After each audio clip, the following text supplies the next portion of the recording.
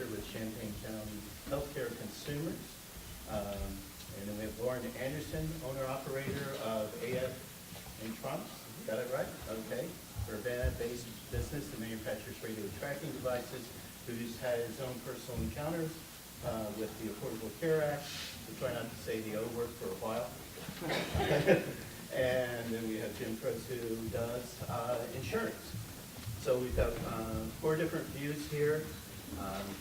As I think I've heard recently, healthcare is complicated, right? It's a little complicated, and we'll delve into the complications. One of the things I want to do, though, is as we go through the evening, is think a little bit about solutions. Since nobody else seems to be able to do it in Congress, maybe we can have a few helpful hints on where things could improve, what's working, what's not working. So we go through different viewpoints. And I think what I'll do is start with Claudia. We've got an extra microphone. Hopefully it won't get feedback. Just briefly, is this Healthcare Act, as we know it right now, is it working? The Affordable Care Act, can y'all hear me? Yeah. The Affordable Care Act is working from our perspective. My organization has been around for 40 years. I've been working for 20 years with the organization and have seen what life was like for people before they could get health insurance. Nationally, the Affordable Care Act has resulted in cutting the number or the percent of uninsured in half. So it's been the largest expansion of health coverage for millions of people, and people are now getting access to care, and we're seeing numbers turn around in terms of people having chronic health conditions that they're able to manage because now they have access to preventive and primary care and so on. And I'll stop there, but yes, I do believe it's working in terms of getting people covered and getting them into health care. And occasionally to drop real facts into the conversation.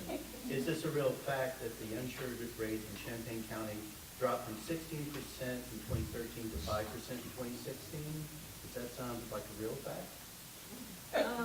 I'm not familiar with that particular statistic, but the rate of uninsured did drop significantly, and in fact there was, I don't know the particular percentages between those periods of years, but it did drop, and in fact Champaign County had the distinction of actually being a county that, this is statistically, so aggregate, of achieving 0% uninsurance for children. 0% uninsurance for children. And that's because of the Affordable Care Act, and it's because the state of Illinois, under the Affordable Care Act, chose to expand the Medicaid program. So that's pretty significant. Okay, Julie, stay on the right side here. Okay, is it working? I think, from our point of view, it is. As public health is concerned, we are interested in preventative health care, specifically because we think that's the right thing, but also if you're looking at it from strictly a fiscal perspective, preventing a disease is much, much cheaper than having the disease and treating that disease. And you can take anything from vaccine preventable diseases to someone who gets a screening and catches a breast cancer or cervical cancer early, to pretty much anything. Same thing with addiction. So we're seeing that it's working. You want a solution to make it work better? How about, I don't know, single payer? Single payer. Okay. 1 second. Okay, we'll get back and forth, but say a little bit of your perspective, and then we'll get back and forth. So I wanted to preface it, though. I've heard it's working. As part of my health care plan, I play tennis with a lot of different people. And so I hear from a lot of different people their experiences. And over the past year, anybody seems to be running a small business is not happy. And it's not happy with their experience. So I don't know if you can throw some light on that in addition to your personal, since you're running a business. But go ahead. Yeah, I'm not sure that it really affected my business. I mean, it affected me personally. It just didn't work for me. My premiums doubled. My insurance carrier canceled me. My premiums doubled, and my deductible was $6,500. And with when I went on Marketplace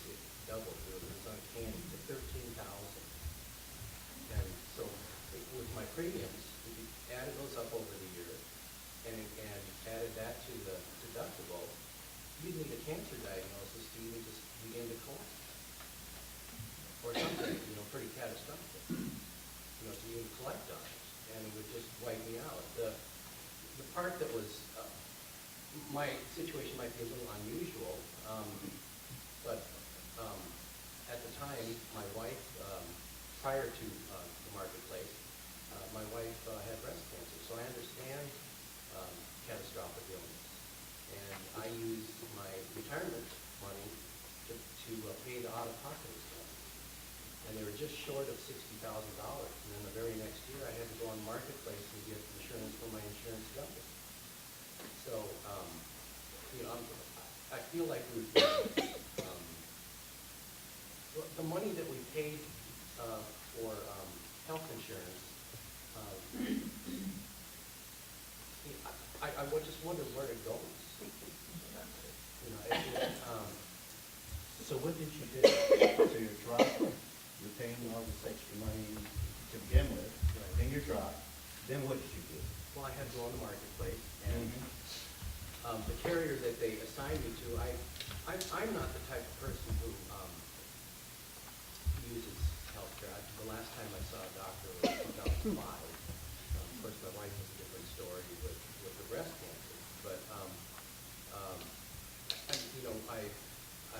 active. I eat well. I eat healthy food. I take my Flintstone vitamins, and so I'm not one of those people. For all the years that I had just traditional insurance, I never turned in a claim. Very rarely. And when I did turn in a claim for on the Marketplace, it was actually Health Alliance that Obamacare assigned me to, and my daughter needed a mandatory school physical, and I turned in the claim, and they didn't even cover that. That was $555 for a school physical. So I just wonder where all the money goes. Yeah, well, let's get over, that's good, but we want to come back to where you finally ended up. So yeah, I'd like to tell you, what I have now is a healthcare plan that is the best thing that I've ever had in my entire life, and I can't wait to share that with you. I'm almost evangelistic about it, and we'll have an altar call later about it. Yeah. So, and we'll save that and keep you in suspense because of the agenda. And we have somebody who deals with insurance, so. Yeah, I've been selling insurance for 40 years, healthcare, life insurance, but mainly healthcare. The reason I've been in the healthcare business is, Willie Sutton, you said, why do you rob banks? His answer was, that's where the money's at. Why I sell health insurance is because people had to pay it. Life insurance, people would stop paying the life insurance policies and things like that. So I've been selling health insurance for about 40 years. Started in 1977. I remember when those policies, you could sell to somebody who was 27 years old, $49 a month for a $250 deductible plan. It was great. It was fabulous. We sold them left and right. It was very affordable. Technology has changed a lot, though. My father-in-law at age 43 dies of a heart attack. He dies of a heart attack because they weren't doing bypass surgeries back then. Me, 2004, I have a heart attack. I have a triple bypass surgery, $110,000. Technology. That is what drives a lot of this. People think insurance companies are making too much money. Boy, talk to these guys now. The other side of this, I've had claims. I've had $200,000 claims. I had to buy a drunk driver. Spent 9 days in the county hospital in Phoenix, Arizona. I got to talk with people in my room. One was a Navajo Indian, and he had health care provided for him. Well, by the way, his health care, he came all the way from the reservation north of Flagstaff down to Phoenix, and I think that's probably, what, 4 hours? Okay. And he was in a county hospital, the same hospital I was in. Why was I in a county hospital? Because I had internal injuries. If you're gunshot or been in a tragic car accident, you want to be in a county hospital where they do it every day. So healthcare does work, okay? That was before Obamacare, excuse me, the Affordable Health Care. That was before a lot of things. That was in 2006. But it does work. Most insurance agents that I talk to, we want a single payer plan. It'll never happen. Because even when the Democrats had the chance to vote for it, they couldn't vote for it because they were too afraid to go back to their constituency and say, oh, I voted for socialism. Because that's exactly what would have happened, okay, in that. So, but the Republicans have the other problem, is they can't get anything passed too, because they have one of the same problem. They have to go back to their constituency, and the conservative people say, oh, we don't want anything. We want to go back to where it was. It's not going to be back to where it was. Let's talk a little bit about the single payer. I think you were saying. Well, I know a lot of the, you know, they talk about Medicare for all. So there you go. You know, that's one option. There are a lot of options out there, but the competition thing doesn't work. It hasn't worked. If people are just making more money, that's what's happening. I have seen our insurance rates at the health department shoot through the roof.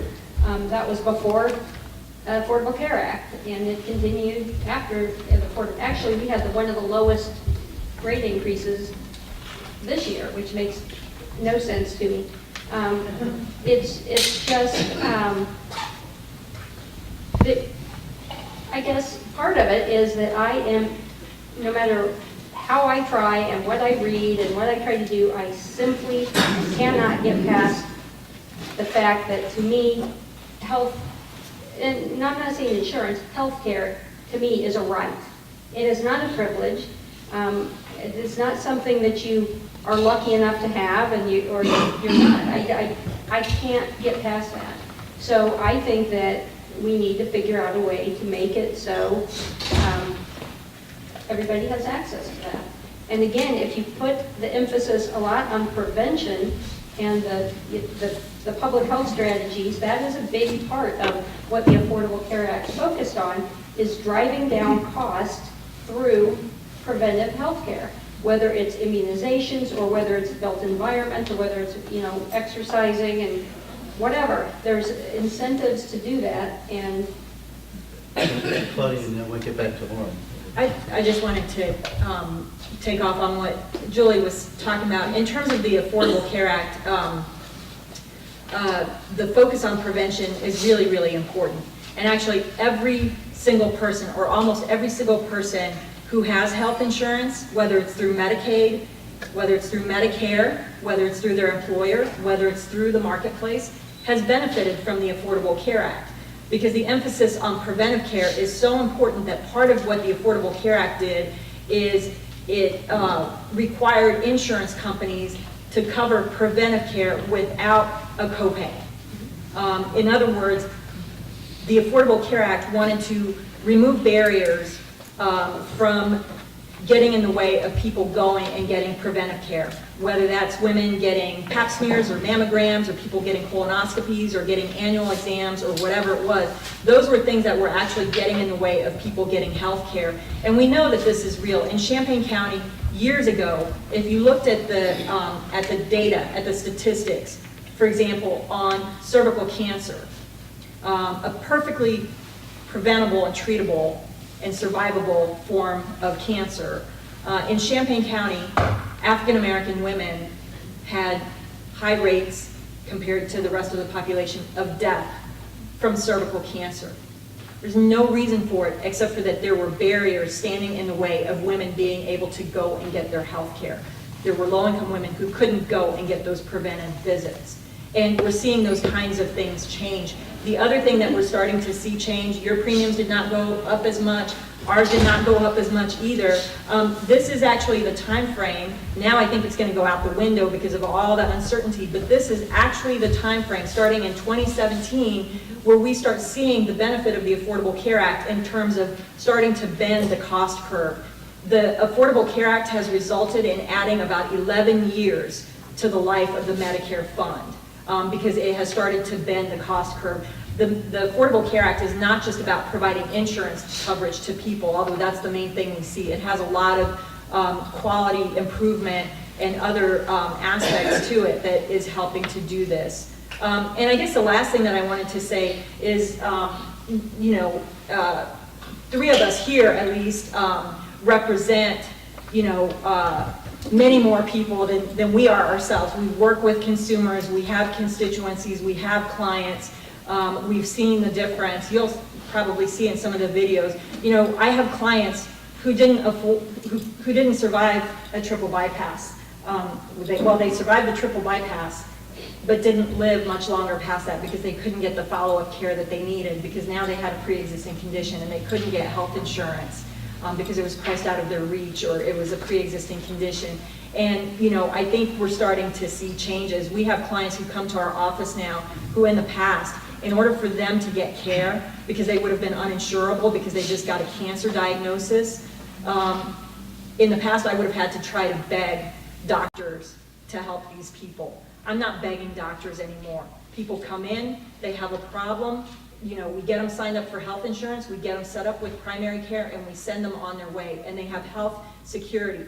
They might be uncertain about their future because of their health condition, but they don't have to worry about whether they will be able to get the care that they need to give them a fighting chance to survive that predicament that they're in. So, Lauren, let's get a little bit of your point of view, since you weren't covered and you were paying a lot more. So, what do you have to say? Well, may I just cut to the chase? Yeah, that's what we're here for. I think the problem that we have in the United States is there are three things that we're looking at, and the priority is wrong. I think profit is the first thing. Profit is number one, and people is number 3. I think that we need to switch those 2 things, that people need to come first, then the product, and then profit. Here's a quote from Lee Iacocca. In the end, all business operations can be reduced to 3 words: people, product, and profit. We have those switched around. You know, profit is the most important thing, and that comes before people. You know, it's, you know, when a local CEO of a major insurance carrier in town makes $1.6 million, something's wrong. That's where the money's going. $1.6 million. So I just, you know, I don't need to be here tonight. My healthcare situation is fixed. And tell us a little bit about that. Well, I did a Google search because I was really frustrated with my coverage and you know, my year of Obamacare. And I found this article by Breitbart News. It was 8 ways to opt out of Obamacare. And I actually chose 2 of those. One of them is to get a hold of a health share ministry. I'm not a religious person, but you know, tonight I am because of that. Sign me up. And so there's quite a few actually health share ministries out there, and I chose one. It's called Liberty Health Share out of Ohio, and it's part of the Mennonite Church. I think the Amish are Mennonites, and it works for me. I had a chance to try it. So in 2016 was the first year that I tried it for the whole year, and my daughter fractured her kneecap at Memorial Stadium during a competition right before the marching Illini came on. You think that football is a rough contact sport, try marching band. And she shattered her, or didn't shatter it, but fractured her kneecap. Shattered sounds better. And you know, so I saw dollar signs right away. I had a $1,000 deductible, but after that they covered everything. Specialists, an orthopedic surgeon. She had physical therapy twice a week, and all that was covered, 100% covered. And what I added to that, the eight options to opt out of Obamacare, was the first one that was on the list, the health share ministry. So I used that one, and I also use direct primary care. That's where you cut out government, you cut out health insurance altogether. You have a relationship, it's single payer, you have a relationship with the doctor. And there's only less than half a dozen of those in this community. It's just shocking. And I think there must be some reason why doctors don't want to go into it, but I found one that it did. And so it's direct primary care. And on my way to Memorial Stadium, it was a Saturday evening this past fall, on my way to Memorial Stadium, I called my direct primary care medical professional, and he says, "Hey, Lauren, what's up?" And he even had me on his caller ID. And I said, I'm on my way to Memorial Stadium. My daughter fractured her. I didn't really know what happened. He said she dislocated her kneecap, and he said, "Okay, call me as soon as you get there, and then we'll go from there." He said, "But don't turn the ambulance away. I can do this." And he said, "Save the elephant or the ambulance ride." And so I got there and called him, and he said, "Okay, is it still dislocated?" And I said, "No, she popped it back herself."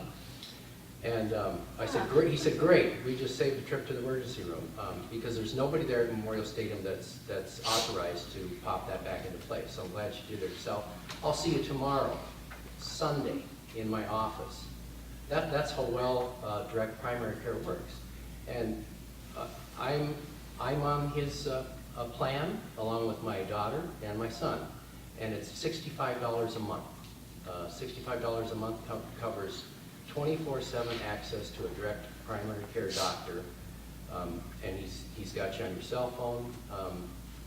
He prefers to be called by his first name, James. He doesn't have the arrogance that some professionals have. And we go to his, my son had to see him for something, a skin eczema or something, and I spent the whole time holding his daughter in the office. He brought her with, and it's a wonderful system, the way that it works. And they work together. I use them, together, and I'll show you how beautiful that works.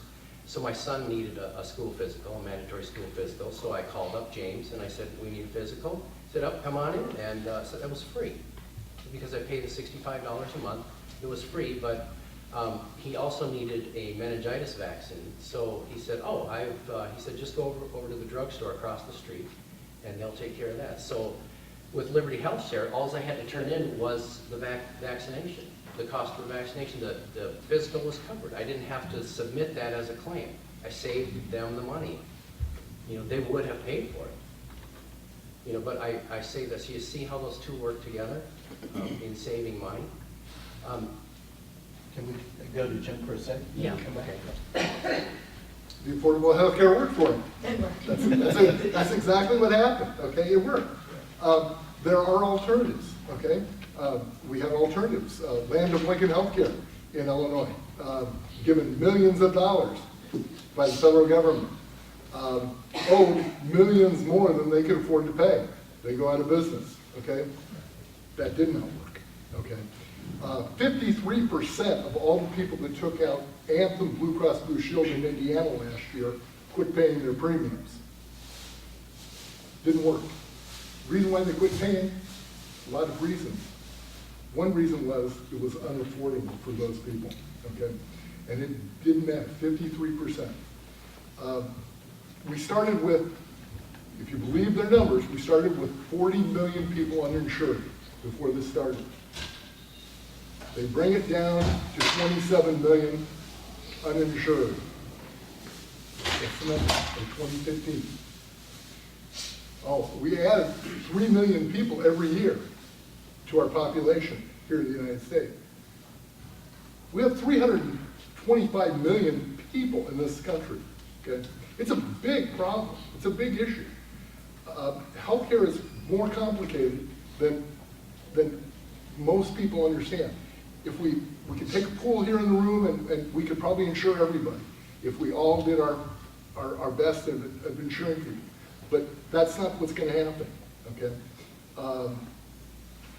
When she's made a mention that the lowest rate increase she's had in years, I'm assuming that you have not changed to one of the new affordable health care plans. We, You were continuing the plan that you had for many years. no, we actually switch periodically from places, but yeah, When was the last switch you made? 4 years ago. How long? 4. 4 years ago. To one of the Affordable Health Care Act plan? No, ours are, I'm You an went to employer county. based. Employer, no, but again, are you a large employer or a small employer? Was county, so. County? Okay. No, I'm not county, Oh, no, I'm sorry. district. District. Okay. But here's the deal. No. And the small groups under that took huge rate increases, okay? Group plans took smaller rate increases than individual plans because employer-based plans, group plans, they can depend on that employer paying those premiums. On the individual plans took higher rate increases because those were sicker people going into it and they end up with higher rate increases. Old group plans, the pre-Affordable Health Care Act plans, took even lower rate increases than some of these newer plans, just for the fact is that those people kept their plans because they were having fewer claims and getting lower rate increases. They took their initial rate increases several years ago when they had the pre-existing condition clause before the Affordable Health Care Act. That was like 2 or 3 years before the Affordable Health Care Act. So again, group plans, they are taking smaller rate increases. But why didn't the government do away with group plans? Because the government could not handle a single payer plan for everybody. They needed the share of those companies to pay their portions of the premium for the people. Yep, go ahead, let's. Here we go. Well, I just, without getting too much into the weeds, I wanted to talk a little bit about what the Affordable Care Act has actually done in terms of, health insurance. Across the board, one of the things that the Affordable Care Act has done, we talk about pre-existing conditions. The Affordable Care Act created or required community rating. That's what makes insurance affordable for people who may have pre-existing conditions. In the past, people purchasing insurance on the individual market, and sometimes even in small group plans and so on, there was experience rating, where your health information would be taken into account. You actually had to fill out an application with a long health history. That doesn't happen anymore. It's community rating, and the way that pricing is done, especially for individual plans, like if somebody's purchasing on the marketplace, pricing is done, there's like 3 different age categories. It's based on region. It's not based on gender anymore. So when we talk about that the Affordable Care Act got rid of or stopped having being a woman be a pre-existing condition, that's where that happened. And they can take into account whether somebody is a smoker or not. But even though the premiums may have gone up in the marketplace, people who were getting financial assistance to help make those premiums affordable, their financial assistance went up as well. So a lot of individuals didn't necessarily take that financial hit. Some of the other things that the Affordable Care Act has done, we talked about the Medicaid expansion, and I know that the premium issue is a big issue, but if you are low income, you might not even be able to afford the $65 a month option through a health share. If you are low income and you have complicated health and maybe chronic conditions and you need prescription medication, Medicaid is nothing short of a blessing. It is nothing short of a blessing. And so for a lot of people, creating, having that Medicaid expansion and being able to access Medicaid has been really life-saving and life-transforming. Well, I just wanted to also say that, part of that is the government has power to negotiate prices, but they don't do it. And why is that? You have to look at who is funding the legislators. And when they will not vote for it, that is a huge thing. Because if we had Medicare for all or whatever, one plan, if you will, there would be tremendous amount of negotiating power with the drug companies, with everything. People can just randomly raise up the prices of the drugs for no apparent reason. Same thing with the health insurance. There was absolutely no rhyme or reason to when our group plan went up, and it went up a lot. And I know it from both ends because I'm the administrator, so I see it on the, not only what the individuals are paying, but also everyone else. So, that is something it is reality, and you're exactly right. Profit, it's literally unregulated greed, basically. Oh, you're gonna get your bricks? Yeah. So, Jim, I wanted to address a couple of things. One is, so I've listened to a lot of friends that are running small businesses, and they say this has been the worst thing that's happened to them. And I wanted to see if you heard the same thing. They say the premiums have gone through the roof.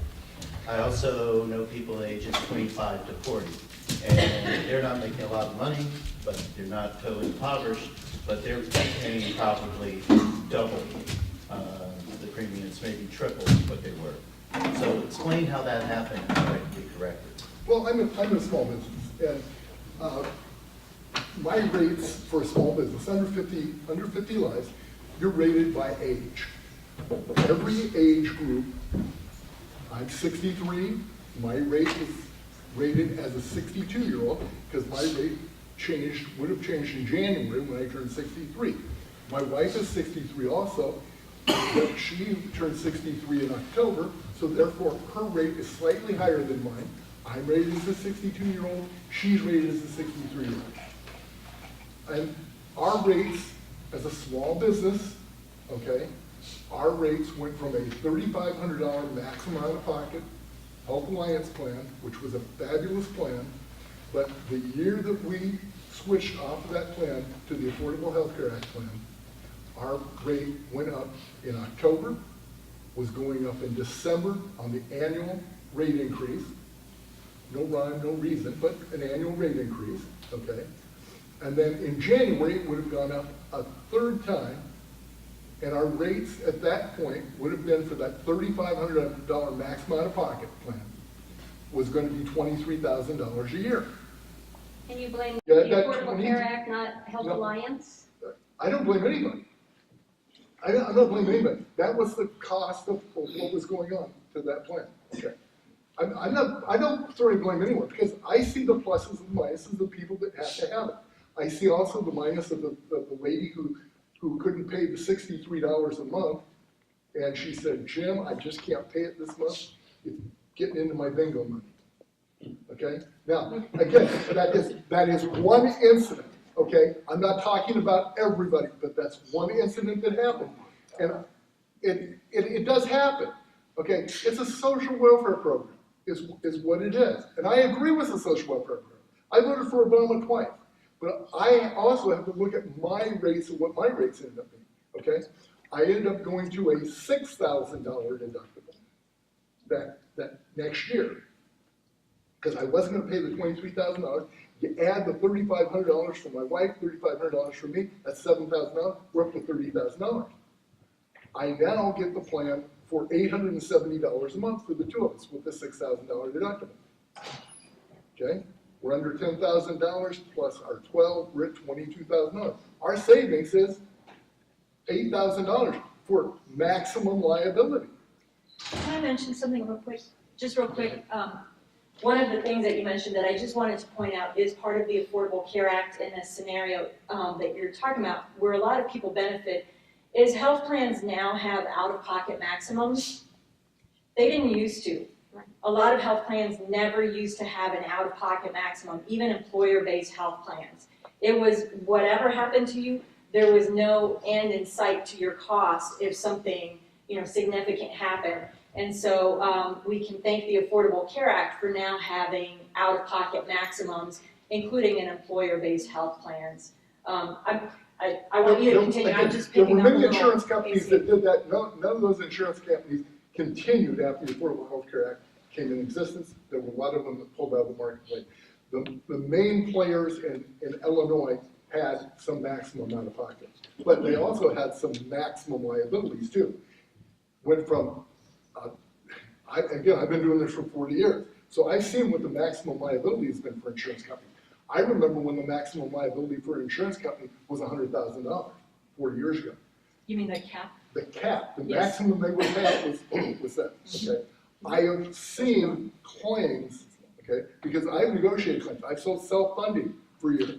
I've negotiated claims with hospitals and doctors and different things, along with the third-party administrator. Again, there's a lot of good things that happen in affordable health care. I can see a lot of bad things that happen to a lot of my clients that could no longer afford it when my client gets a huge rate increase under his plan. He can't afford to buy the truck that he was going to buy for his business because he's now going to use that same money, that $500 increase.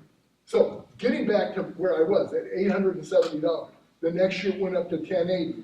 The next year it went to $1,270, and this year from $1,270 it was going to go up to $1,930 a month. Was it gonna go down otherwise? You're talking like. No, if I would have stayed under the same plan, it would have been $37,000. How do we know it would have been without Obamacare? Well, I think. No, I know what it is because I have clients that continued their plans before the pre-Obamacare. Well, Now, let's wait for a little Q&A here, but I know you're chomping at the bit, so. But the rate increases really started when insurance companies were afraid of what their liability could be once the Affordable Health Care Act came in. Now, And that I- has to do with profit. So- I would disagree with that about the rate increases Yes, started. okay. Insurance was always already going up. Yeah, I agree with that. And without the Affordable Care Act, there's some studies that show that insurance premiums actually would have gone up by 30 to 50% more without the Affordable Care Act across the board. Which study was it? I can't remember if it was No, Kaiser or. seriously, because we I have threw out it a in lot of numbers, we threw out a lot of things. I can follow up with you. I have it in a PowerPoint and it's cited and. I can just look at our agency alone. Yeah. The insurance rates went up for, literally, we could not figure out what it was. We had no choice. I mean, one time I Your think. agent didn't tell you the reason? We had a year They one sure time with a did. 30% Maybe you didn't have the right agent. Well, Oh, Because I know okay. the reason. So here's what I'm gonna do. I think we're getting really close to having a great, vibrant Q&A. And I don't want to stop on that at all. Lauren had a little visual presentation here. And what we're gonna do is take a little break. Then we show the videos the students did that are really good. And at least I've been told in a little bit I saw. And that they don't last more than 12 minutes total. And then we'll open it up for a Q&A and a back and forth. How's that sound? Okay? So one thing, let's go here. What do you got down there? Is this on? It is, it's on. Okay, the ACA is 2,500 pages long. And these are each 500s, I've got 5 of them there. This is the ACA right here. And we need to pass it so we know what's in it, right? Nancy Pelosi. So 2,500 pages. Wait a minute, did you put the Republican one on top? And here is Canada's ACA, 13 pages. And the reason that it's so long is because it's in 2 languages, French and English. And I guess Justin Trudeau said that the reason that he had to publish it in English is he thought maybe Nancy Pelosi might want to read it. So, okay, so anyway, this is actually printed out. Yeah, and everybody's covered. 100% of the people are covered from birth. And Yeah, I'll take that. and the GDP, our GDP is close to 20%. Canada's half, 10%. So I think there's something wrong. I think we need to take profit out of healthcare. And All right, so in that moment, in that twist here, we'll go ahead and take the break. Hopefully we'll get the video set up on your mobile phone so you can actually see the history of inspections a restaurant has, because any restaurant can fail at any one point, so it's more seeing a pattern. But we do a lot of things on elderly care, taxes, property, and so forth, and it's generated both by students and alum and professionals. So that's one of the sponsors tonight. Another one that's in supporting role is the Midwest Center for Investigative Reporting, which does a lot having to do with agriculture and related issues. And Pam Dempsey is the full-time executive director of it, standing back there, and volunteering her time tonight. Jonathan Hencher is the reporter for that and for Citizen Access. Anybody I'm forgetting tonight other than everybody's agreed to join us here and help out? So what I'd like to do now, and I'll get out the way, stand up to the side. Did we get the other, you've got the other mic? Okay, and I'll do the up here and you'll do there. So why don't we just go to a little question and answer, and then I've got a couple of questions if we don't. Do we have a question here? Right up here, Pam? Can you raise your hand? Thank you. As one of the scientists, I find this discussion really interesting because we've got 4 panelists, one man from the insurance industry, one man in small business, and then 2 people in the nonprofit public sector. And all 4 of you have indeed lauded the Affordable Care Act. Mr. Johnson, you held up the Canadian plan as something that should be emulated here in the United States, and I agree with that. The gentleman from the insurance industry had voted for Obama, and so he's for the Affordable Care Act. And I guess the question I have is, particularly goes to the 2 gentlemen on my right here, why is it that small business people, or even sort of between small and medium-sized business people, recognize that it's in their interest to have Medicare for all or a national plan, because the burden would not fall upon them. It would be socially, as it is in Canada, as it is in France, as it is in Britain, as it is in Scandinavia. You're not going to find another society, industrialized society, anywhere in the world that imposes this burden on business people. And why is that the business community out there organizing itself? Why are not chambers of commerce of small business people saying, hey, you shouldn't just be burdening us, this should be socially shared? So why don't we start on this side? If you don't mind fielding that one. Democrats had their chance, but instead they voted for the Affordable Health Care Act. They had a chance that they could have voted for everybody with a Social Security card. Social Security card. Everybody gets a Social Security card. Everybody in this room that is a citizen of the United States, Social Security card, gets a $6,000 death bill. They had a chance to do something like that. They chose not to. Part of it is because even those Democrats could not get elected. Now, you couldn't get a Republican to vote for a single payer plan at all. That's not going to happen. Okay? But you can't even get the Republicans to figure out what they're going to do now. But there's a lot of things that small businesses have to pay for that probably shouldn't have to pay for. They shouldn't have to pay for work comp. They shouldn't have to pay for their electricity. They shouldn't have to pay for, a lot of things of a small business, okay? They should be just given to them for free, but that's not the way the country is based. This is a long tradition of the way our country is based on one person going out and doing the best he can and getting paid the best that he can for what he does. Not everybody makes the same amount of money, but in this country, those people that can't afford it can get it through a program that is through the state or through the federal government. I agree. I think we should subsidize people that cannot afford it or are unable to work to support themselves. We need to support those people. That's what the country's all about. We'll go right down there. Let's, not going too long, but just do a little response, and then we'll get back to the audience. Well, I got the figures for healthcare spending in 3 different countries. The U.S. per individual per year, the U.S. spends $10,000. In Canada, $4,000. In Japan, $3,000.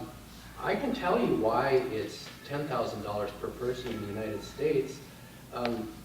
The knee situation that I told you about with my daughter, with this direct primary care doctor, he said, well, I'm going to fix you up with a specialist. and let me call around to find a specialist. He says, I think I've got one at Christie, and just let me hang on a minute. And so he got back to me and he says, I can't do well in this community. Do you mind driving to Decatur? I've got a guy who did sports medicine with the Steelers. He's real good. Can you drive down there? So we went down there. The cost was 1/8 of the cost of what it would be here in Champaign, Urbana, just driving to Decatur. And then the specialist says, the x-ray's not good enough, we need an MRI. So I go back to my primary care, and he said, hold on, let me get some figures for you. My primary care is the best patient advocate ever. He phones around for prices. So he went for he called Carl for an MRI on my daughter's knee was $5,000. He called Christie, $3,500. He called the hospital in Bloomington, I can't remember the name of the hospital, $1,750. I mean, isn't that bizarre? Exactly half of Christie. And he says there's another place in Bloomington called Advanced MRI. It's $1,100 for an MRI, and if you pay cash, it's $550. So I got a receipt and I turned that into the Liberty Health Share, and they paid the whole thing. Okay, so why is it $10,000 per person, and Canada's $4,000? Because Carl can charge $5,000. I think somebody needs to set up a shuttle service for MRIs to go to Bloomington, and you can get it for $550. And then and the rest of the money is for people who are in the insurance business. That's the middleman. Can you, So, I'm not really going to address the single payer issue because it's not in play.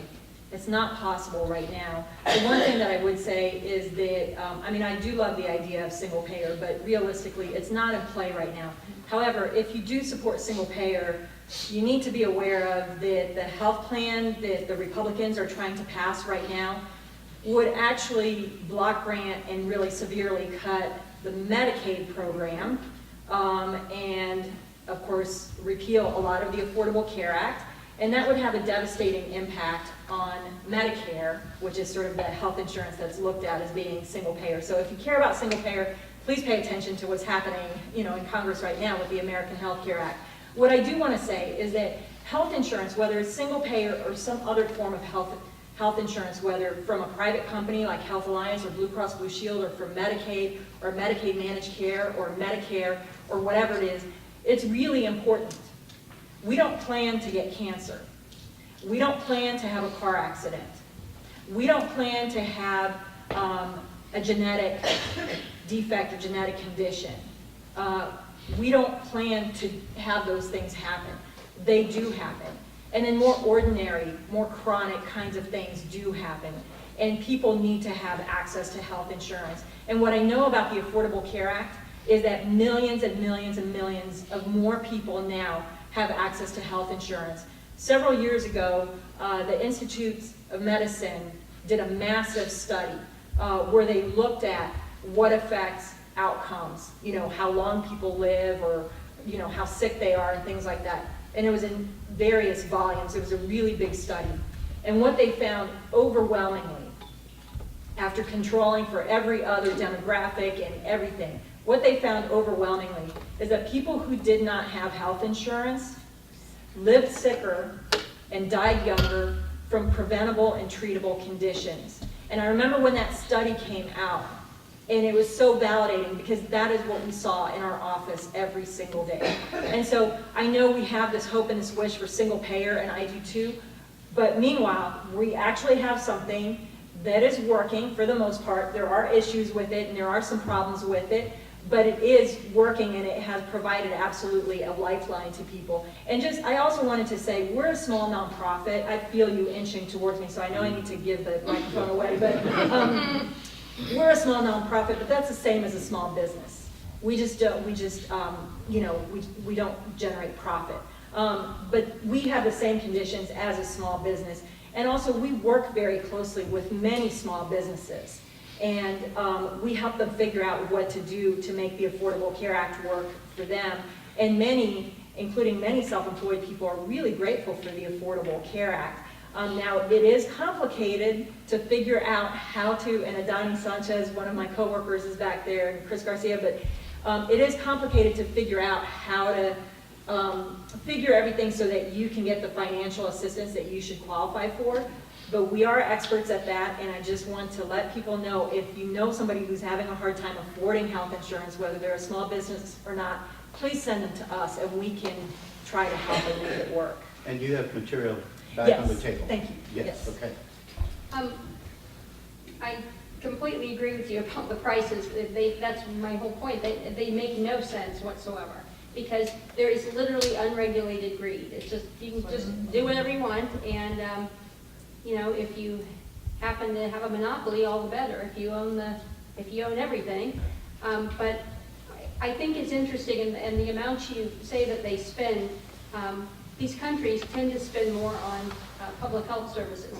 Public health services are the cheapest, and throughout history, when a country goes from, I mean, basically the difference between the developing world and the developed world are public health programs. So it is your safe food, your safe water, your vaccinations. You don't have to worry about going out and getting rabies tonight, or getting, you know, polio while you're out, or you're in here in this room.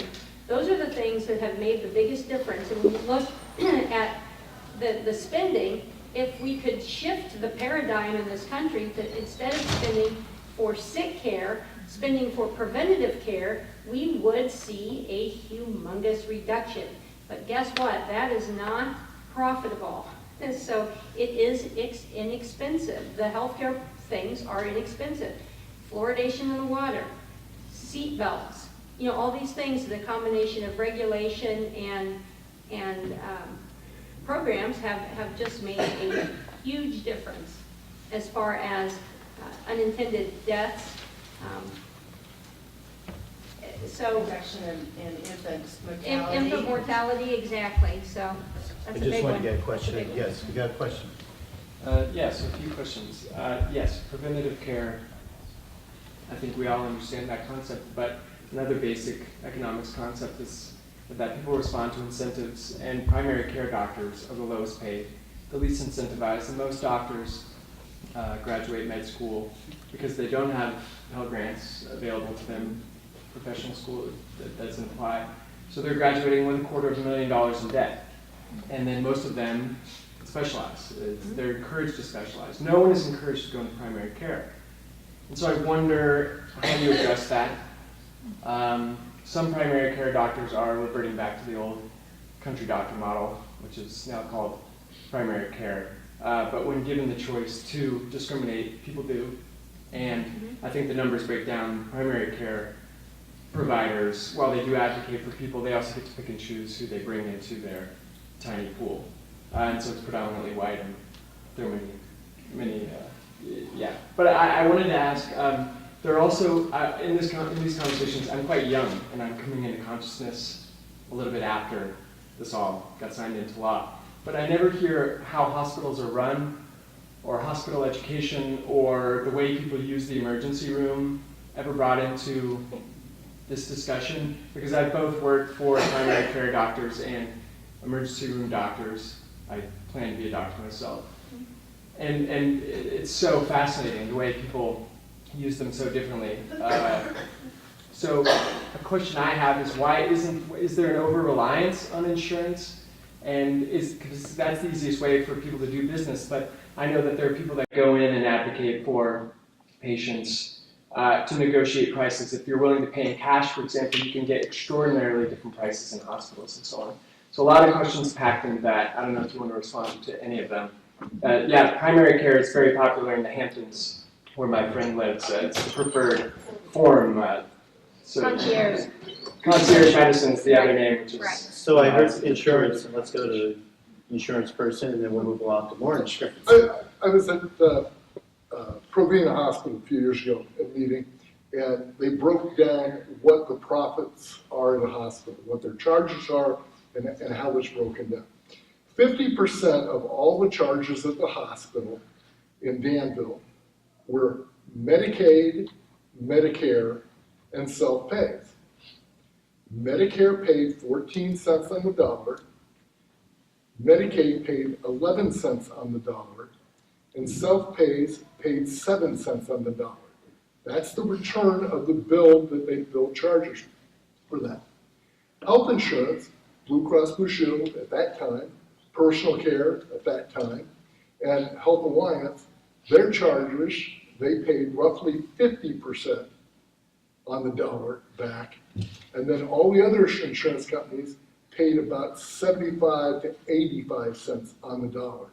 But 50% of all the charges were Medicare, Medicaid, and self-pay. So I said, well, what's the break-even point?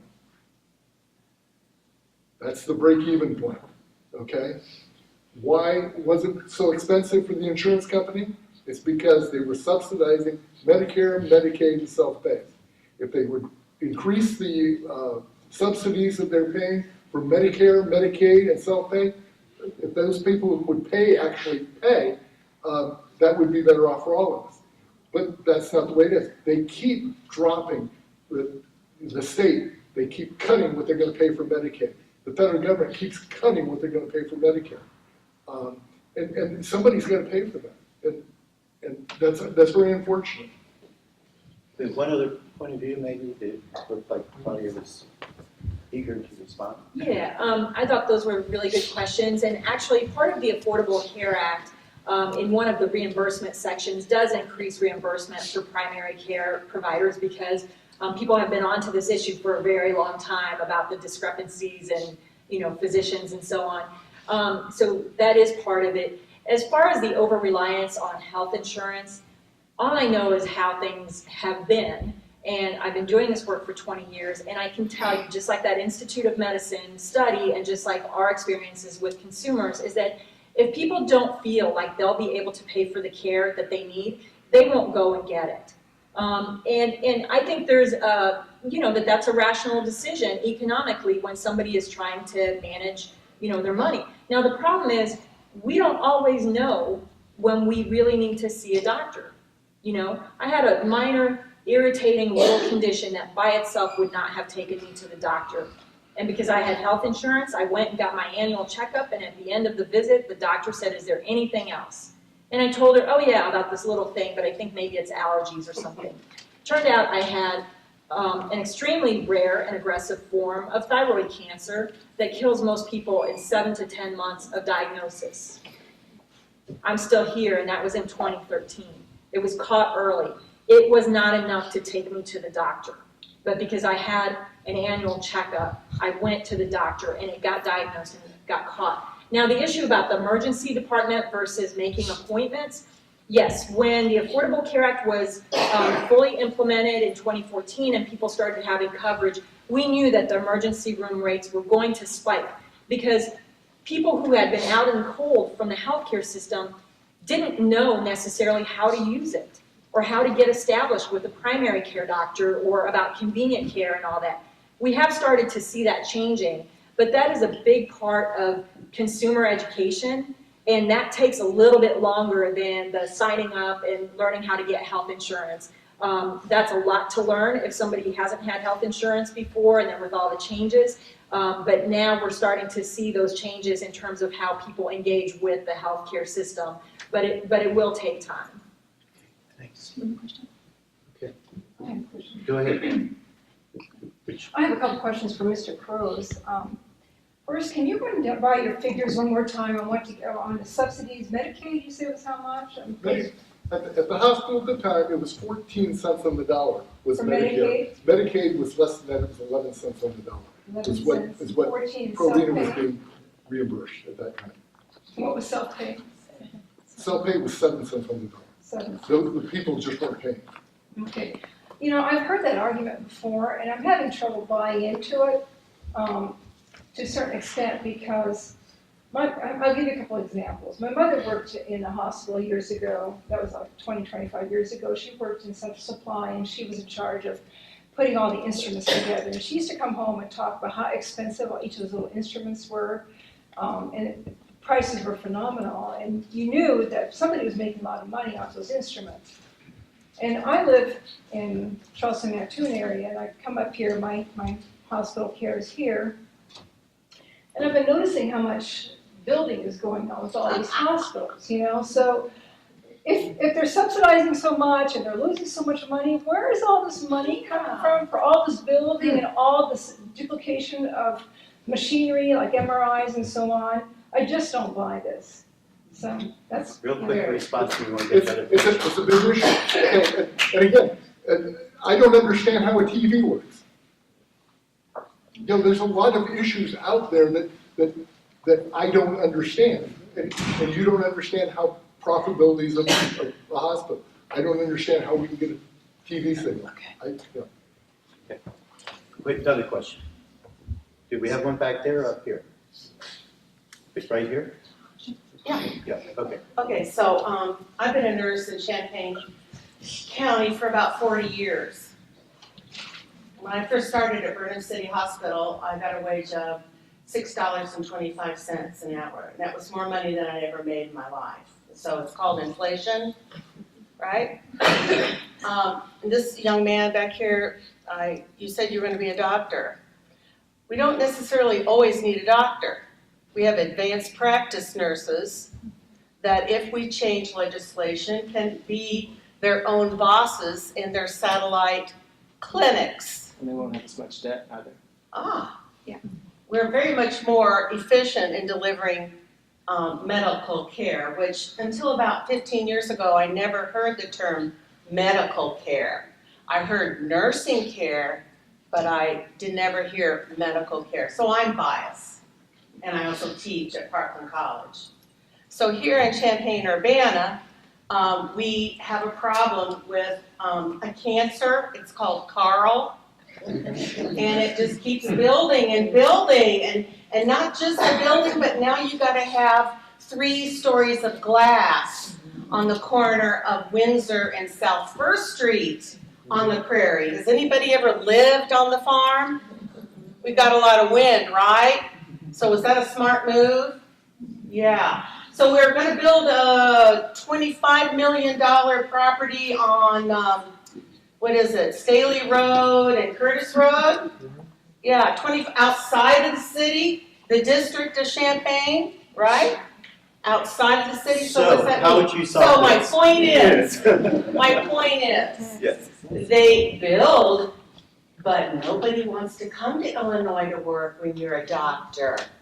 Why don't they want to come to Illinois when you're a doctor? Because of the state of the state. Therein lies the rub. Charlene, bring it back to the Affordable Care And Act. that's why we need to have an ability for people that need. I worked in homeless facilities and had a clinic for 18 and a half years to get these individuals access to health care. And they would go to the emergency room, the most expensive places to go, and now they can have access, but they need to be educated. And we work with them. And I did for years, so Thank you. sorry. Thank you. Thanks. Other questions? We have questions back there. Well, she's going back, I'd like to address that. You're at the wrong meeting. You need to go to the healthcare facilities meeting when they're proposing all these new clinics and stuff like that. Okay, all right. We have a question. Yeah,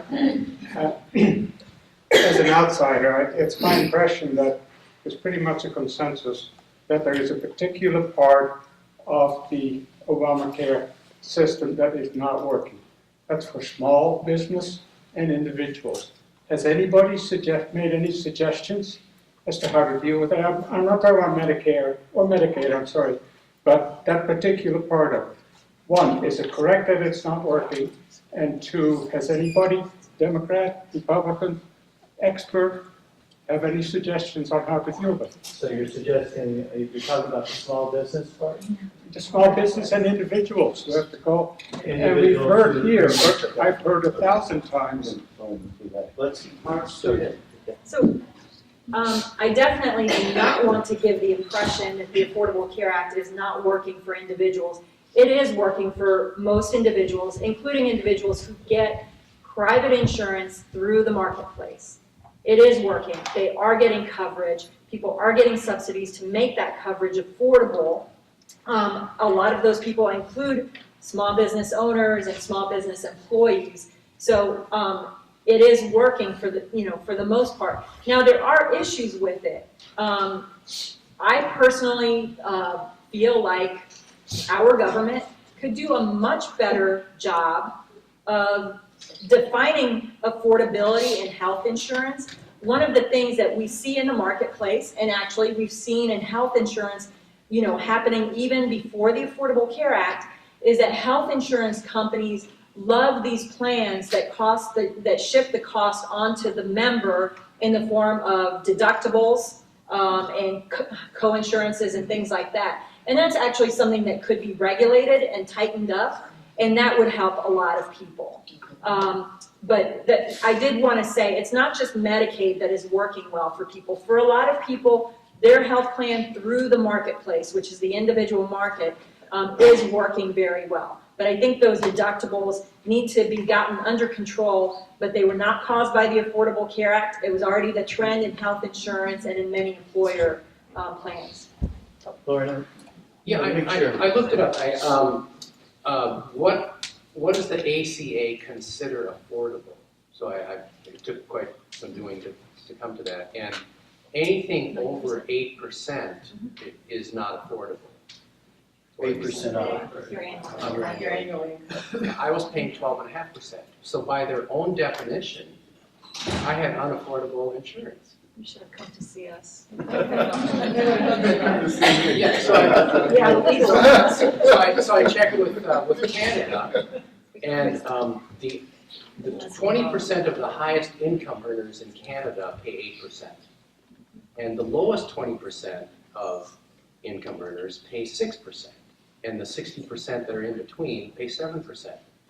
So it's distributed, through taxes and sales tax. It makes so much sense. I think we've got time for one more question. Yeah. Do we have one? And I'm really pleased that we now have a support system for Lauren, an advisory group. You got a lot of offers tonight. It's okay. Let's see if they can beat his plan. Okay, one more. Do we have another here? Yeah, right there. So we'll do one more and close it up. Actually, this is an answer to Belden, because I saw a video once that explained Canada's healthcare system. And it was done back in the 60s, when big government was around, before Reagan killed it. And it had the support of the ministers. It was like a moral imperative of we should be having this. And the ministers really pushed for it. Now, in respect to the point about the Democrats could have done it under Obama, they did push for a single-payer program. Obama was for it. It needed the Senate to pass. Now, if you remember, the senator from Minnesota had a contested election. Republicans would not seat him. They delayed it as long as possible. Senator Kennedy had a stroke around this time. They needed every vote in the Senate of every Democrat they could. Joe Lieberman would not go along with it because he represented Connecticut. Connecticut had a lot of insurance companies, and they did not want it. And so Joe Lieberman was basically ridden out of the Democratic Party and became an independent. He lost his primary and had to run as an independent. But the Democrats really did want it, and they had no support whatsoever from Republicans. So that's the real story. So I want to thank everybody for coming. I want to also thank everybody for the incredible civility, because it shows that we can discuss this and keep trying to work it out. And I think that's really important at this time. I also think we've got a lot of leads on getting more information. So, and I really appreciate you taking a look at the student work, which I thought was exemplary. So, it was incredible. Thank you very much.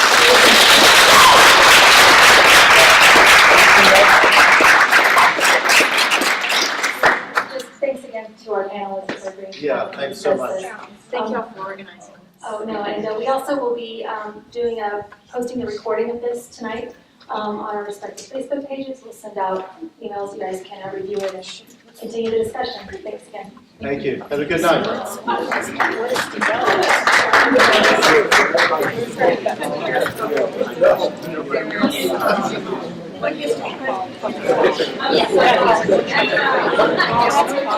Yes.